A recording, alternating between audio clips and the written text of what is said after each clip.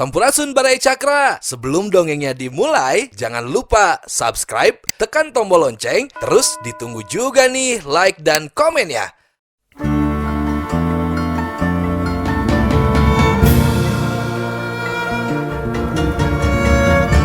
Baraya Cakra, parantos waktosna 80,5 FM Radio Cakra, midangkeun dongeng Sunda Dora-Dori.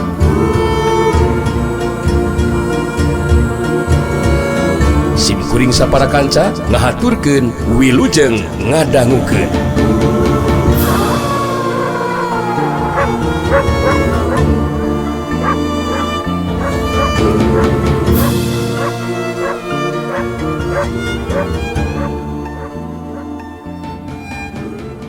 Acilong ki Karmaja maju dina raja.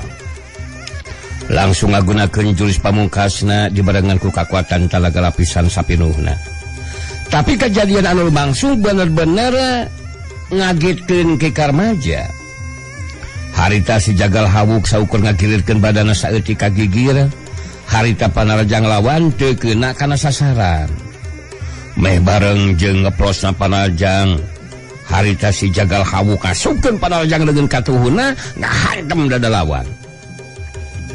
Kacepatan panarajang si jagal hawuk teu bisa diimbangan kuno jadi lawan.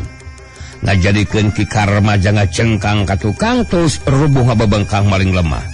Sauk hiuk aus kilok plaset hiuk jebol.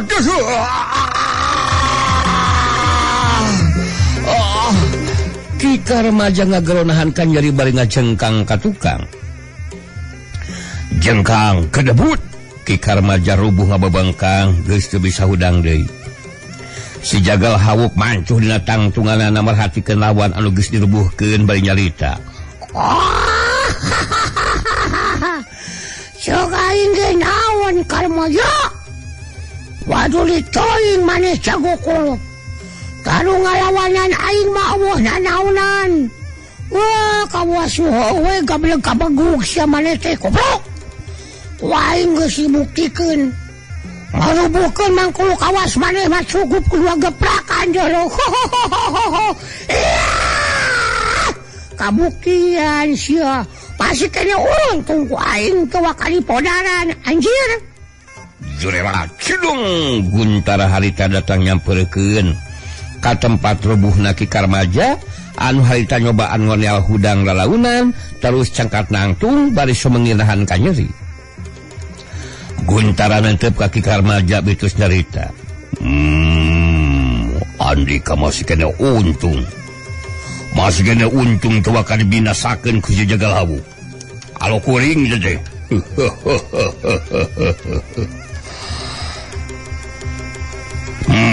Kitu nanti sabab masih kena aya kesempatan. Aya kesempatan keur Andika pikeun nyelametkeun diri jeung kulawarga.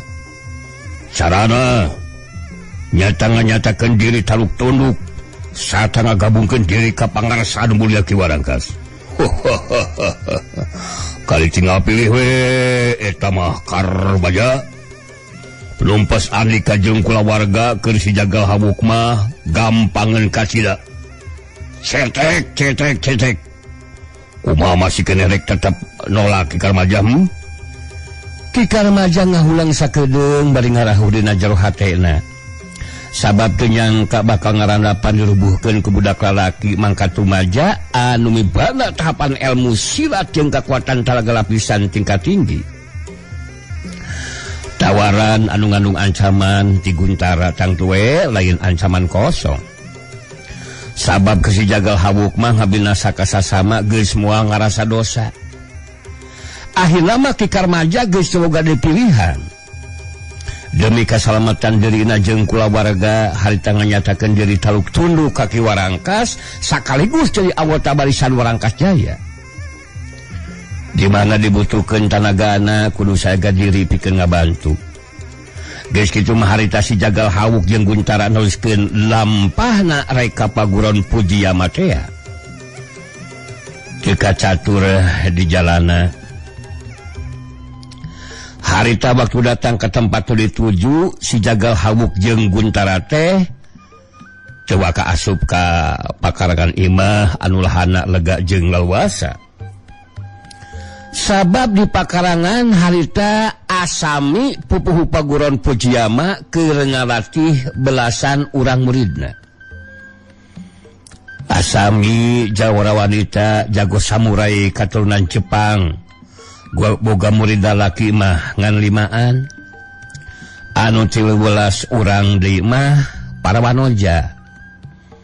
Asami sok sanajan can lancar nyarita basa Sunda. Tapi sakabeh muridna geus ngalartieun kana caritaanana. Guntara mah langsung musirkeun perhatianana ka Asami anu mibana rupa geulis sarta pangawakan anu ngeusi da puguh mibana kamampuan ilmu silat khususna dina jurus Asumaraina. Asami mancu dina tangtunganana. Bari muterkeun paneup-teupna ka murid-muridna anu harita leungeun katuhuna pada nyekelan samurai. Asami harita terus nyarita. Hai, kalian harus lebih rajin berlatih ya, supaya lebih mahir lagi cara menggunakan senjata samurai. Itu semua demi kepentingan kalian, terutama murid wanita harus tetap semangat. Jangan ngerasa malas atau hoream. Kumaha, bisa dimengerti? Mengerti, Guru? Kahatos, Guru? Para murid ngajawab saur manuk patemalan. Asami nuruskeun di caritanana.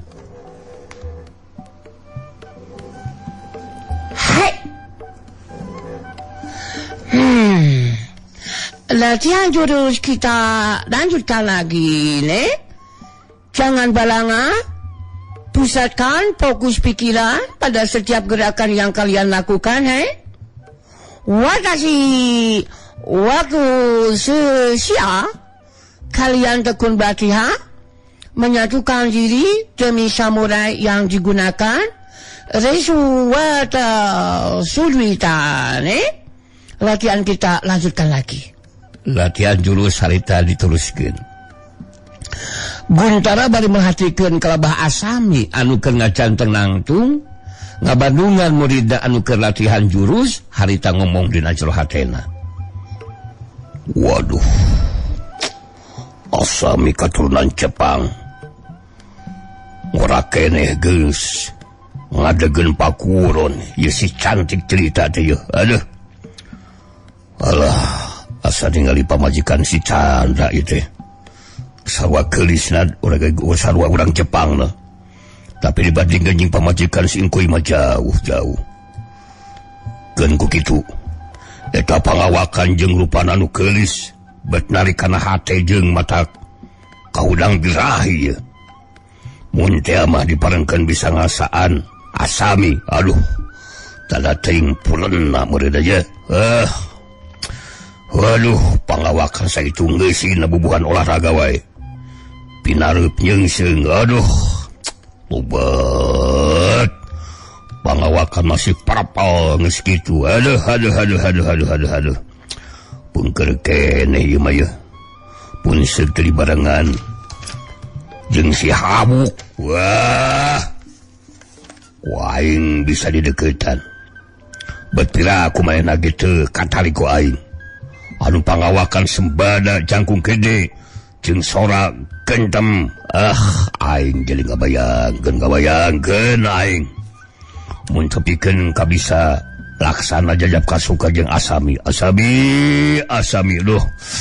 Aduh, Asami ieu mah mata kabawa genes. Mata babakeun ngimpi ieu mah yeuh ku ningali. Ieu pamantu Asami. Si Jagal Hawuk ngareta Guntara betus nyarita. Dijelek waing eta maneh nyalakeun si Asami. Tepikeun kata ngicep-ngicep sargun kurang ajar. Walah bari jeung kumetap sagarupa teh nanaonna sarta goblok. Bari mah teu kaoplo lebih kang anu geulis setan kurang ajar. Sakitu banget tiga tapakan teh sia teh. siga nu uruy nalahakanon we siapa kawewe teh sasargun. Lain kitu Hawuk. Ari Mang Sargun mah lain peda asami anu keulis. Tapi anu jadi perhatian keur Mang Sargun mah ora keneh, Wuk. Tapi geus mimpin paguron kitu. Wah, luar biasa, Wuk.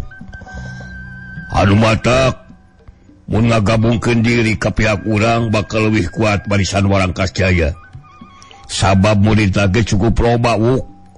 Anu matak kudu diusahakeun lah ulah tepikeun ka dibinasakeun ieu mah Wuknya. Wuk Sargun kurang ajar. Kumaha aing we dipodaran jeung teu nama sakurang ajar. Wani tong ngatur ka aing Sargun.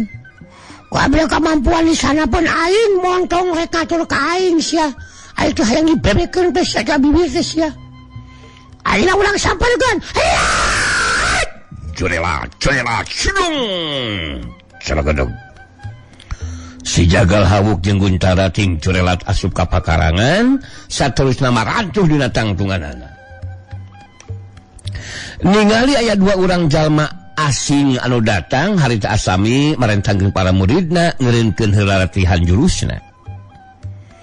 Asami maju 2 lengkah ngabagikeun paneutepna ka si Jagal Hawuk jeung Guntara baitus nyarita.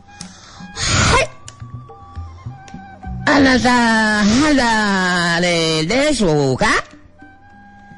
Siapa kamu berdua, Wadasi saya tidak kenal kamu berdua orang asing, hai? Si Jagal Hawuk kareta Guntara. Mangrupa isara sangkan ngajawab ngajelaskeun. Guntari bari jeung edeg gumasep hayang kataji, hayang kataksir ku anu geulis harita tos nyarita.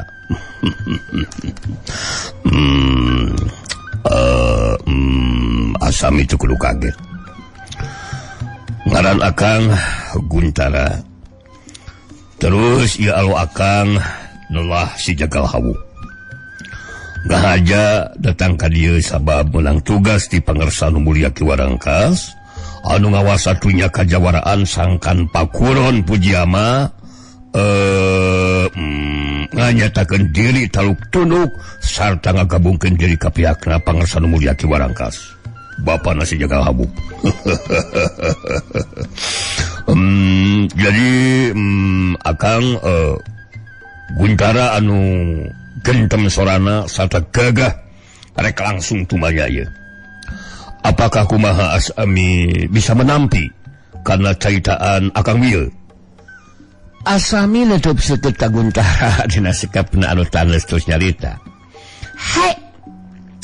Anata wahon toni namai tidak. Langsung sekali kamu berani nyarita seperti itu, hai? Watashi saya menolak anu kamu katakan barusan, hai? Lebih baik kalian pergi. Watashi tidak punya masalah dengan kamu berdua, hai? Guntara geus rek pep ngomong deui, tapi dipiheulaan ku si Jagal Hawuk. Jadi maneh teh nolak. Mu nganyatakeun diri sakumaha anu geus diomongkeun ku si Sargun, heh? Maneh teh nyaho sakana kemampuan aing mun kitu mah Asami. Bagus kieu we ayeuna mah Asami. Tarung jeung aing sia. Mun maneh bogo ngarubukeun aing, bisa dipasikeun aing jeung si Sargun bakal irit. Tapi mun maneh anu rubuhkeun ku aing, eleh tarung, geus teu bisa nawar deui. Kudu nganyatakeun diri. Oge mun tetep nolak maneh jeung sakabeh murid maneh ku aing bakal dibocaran sia. Aing lain ngomong ngungkul, aing mah jeung faktana deuleu sia. Saha nu ngabangkang ka aing. Sebrol ku aing mah, poyaran ku aing mah. Asok sina manaju sakabeh murid maneh si Asami. Saukurku sageprekan ge ku aing kabianana bakal dirubuhkeun sia. Cuk akang mah Asami cantik, beautiful girls. Ya, si Banau nelepung. Jangan cari perkara dengan si Jagal Hawuk. Lebih baik terima we tawaran akang tadi. Lain guna lawan demi keselamatan semuanya. Ya mending keneh kitulah sok akang mah Asami cantik ya. Asami ukur ngaret sakedeung ka Guntara terus netep seukeut ka si Jagal Hawuk bari nyarita. Hai, anata wa totemo gomanda. Kamu senang sekali Jagal Hawuk. Watashi tidak takut sama siapapun juga, Jangan coba menghina perguruan Fujiyama. Kita punya harga diri, Si Jagal Hawuk ngaret ka Guntara bari nyarita. Wah, asok bonor manis ya Sargun, kuda ajar koplok. Si Keromo. Nya capek kasih Asami meni gumasep siapa Sargun. Cagor ku aing karetnya hos ya. Asok bonor Sargun. Hei, Asami. Mane mun kitu mah hayang ngabuktikeun kemampuan ilmu silat aingnya. Ceuk aing ge parentahkeun sakabeh murid maneh sina ngapung jeung ngahurup aing. Ku aing ukur sageprakan kabehanana bakal diberesan, dirupuhkeun ku aing Asami. Asami jadi kahudang amarahna. Harita mere parentah ka sakabeh muridna pikeun maju ngepung sarta ngahurup si Jagal Hawuk. 5 urang murid lalaki jeung 13 urang muridna anu pada wanoja harita pada maju bari ngabagi diri ngepung jeung arek ngahurup si Jagal Hawuk. Sakabeh murid anu jumlahna 18 urang pada sajaga diri pikeun maju naraja ngagunakeun samuraina. Sedengkeun Guntara mah harita geus ngacorelat mulu ka tempat anu rada anggang. Asami muserkeun paneuteup ka si Jagal Hawuk bari nyarita. Hei, watashi penuhi tantangan kamu Jagal Hawuk. Ayo maju, serang.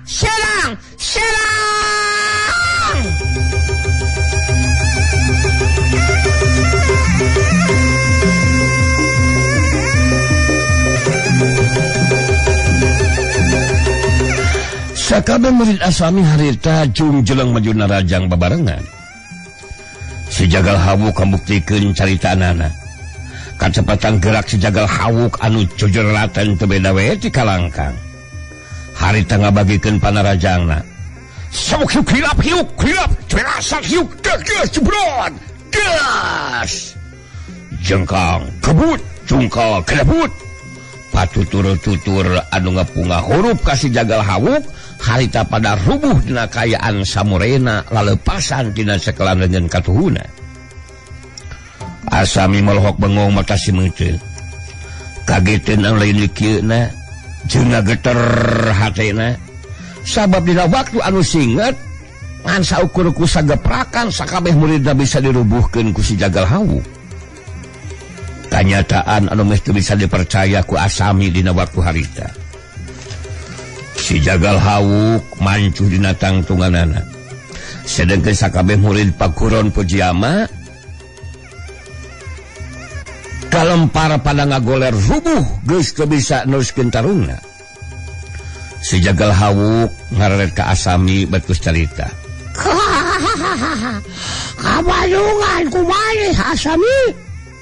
Wah, geus dibuktikan cukup sageprakan dulu. Sakabeh murid mana bakal dirubuhkeun ku aing. Oh, kepercaya karena kehebatan aing. Aing anakna si bapa warangkas aing. Umpama maneh heka jajal karena kemampuan aing deui Sok sabuktikeun kamu naon sia. Maneh mun jago samurai. Ulah geprakan dijamin maneh bakal rubuh ku aing sia. Asami salaku pupuh paguron tang tuwe boga harga diri. Ditantang ku si Jagal Hawuk baru dianggap enteng kemampuan dirina. Sabab saukur kedua geprakan bakal dirubuhkeun ku anu jadi lawan. Harita Asami nangtukeun sikapna saga diri pikeun tarung ayunan si Jagal Hawuk. Bari mesat samuraina jeung ngabangun pasangan, harita Asami saga diri pikeun maju narajang langsung ngagunakeun jurus samurai anu ampuh sabab geus ningali kana kemampuan lawan anu tetela di luar dugaan. Hai, Watashi akan buktikan kemampuan diri. Jangan sampai enteng jurus samurai yang akan Watashi gunakan. Hayya!